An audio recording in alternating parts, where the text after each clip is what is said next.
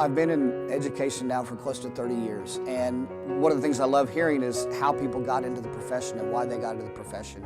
But I've never heard a story like Amy's. She came from a health-related field, then she decided to take her speech pathology background and bring it into working with special needs students in the schools, and she got to see quality instruction, she got to see great classroom environments, she got to see those that were lacking, and she said, you know what, I want to be the one that creates those positive experiences in the classroom for kids. I have my bachelor's and my master's in speech-language pathology, and so it's all about language disorders as well as typical language, and so that really prepared me for the special education, and I just know that communication is such a critical part of everything that you do in life. In my classroom, we've had lots of people from different occupations come in, and the number one common theme that my kids have heard is communication, communication, communication. So she's been able to take that background as a speech pathologist and what she did in a small setting with just a few students in a small group setting, and she's been able to bring that to her classroom environment. So her classroom environment is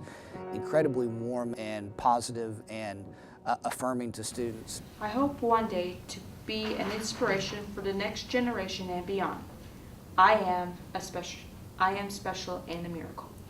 Oh my gosh, Zoe. Wow. She always leads with her heart, and I love that because she is very involved in each one of her students' lives. And I feel like teachers, not intentionally, but will single out some students, but she makes everyone feel welcomed and feel like they're part of her family and her child and not just her students.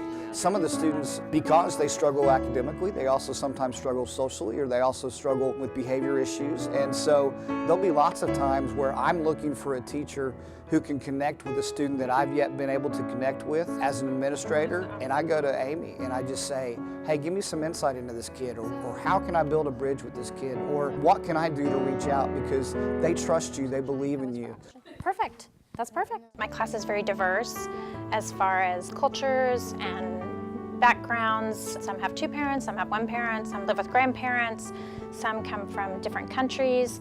And so I think I'm more responsive to their cultural needs and their emotional needs. I just find that the class goes better and that they're more successful. She always puts the things into the way that we can understand in our lives. So if something's bad happening, she's not just going to keep pushing and pushing. She's going to stop, understand, and then put it in a process that we can understand. Yes, and I have some examples of some haikus. Yeah, or you could look up haiku. Haiku is a super popular poem, so you could look up some examples and see if there's one that you like or see if it triggers a word for you. I do see trauma. I see students that come to school without enough food and that there's a lot of disorder in their households. If you just kind of think of Maslow's hierarchy, I mean, I had a student that, lived in his car and, losing jobs and losing family members. I see a lot of it, and I think including social emotional learning in my classroom is critical. That first 5-minute activity, every Monday I ask them how their weekend was. And they can share or they don't have to share, but 100% of the kids will rate their weekend. And knowing that over the weekend, one of my students' brothers was arrested or their sister was in a car wreck, and kind of knowing what's going on and then addressing that. And it's critical that they're in a readiness to learn state when they come in the classroom. Okay. What'd you think about that? Was it painful? A little bit. Not too bad, was it though? Not bad. A lot of my students come in very beat up on themselves. They don't feel like they're good readers. They don't feel like they're good writers. And so I think trying to build them back up and starting gradually, taking baby steps until they see that they're independent, that, wow, I'm a good writer. Wow, I just read that book and I haven't read a book in years. And kind of lighting a little passion in them, that's a success to me. And really, on just a day-to-day, if someone says, I just finished this book, do you have any more like it, is music to my ears. It makes me so happy because a lot of them are reluctant readers because they haven't been successful. So perfect, that one's done. Okay, and what was your next one? Last one is your Diamante. So here's an example of some. Whether it was as a speech pathologist or whether it's as a classroom teacher, she was working with students who had identified deficits, and yet she doesn't focus on the deficits. She also has students do things that they are not naturally good at, and so therefore don't naturally enjoy lots of times. So her real skill set comes in her ability to create opportunities for students to engage in material and build skills even when it's hard for them, and yet do that in such a reaffirming way that they trust her. So her ability to help them write a different script for themselves than what has been written previously is really powerful. When East Pakistan separated from West Pakistan, it formed what country? The day that we filmed my classroom, I always start out doing something that everyone can be successful at and everyone participates.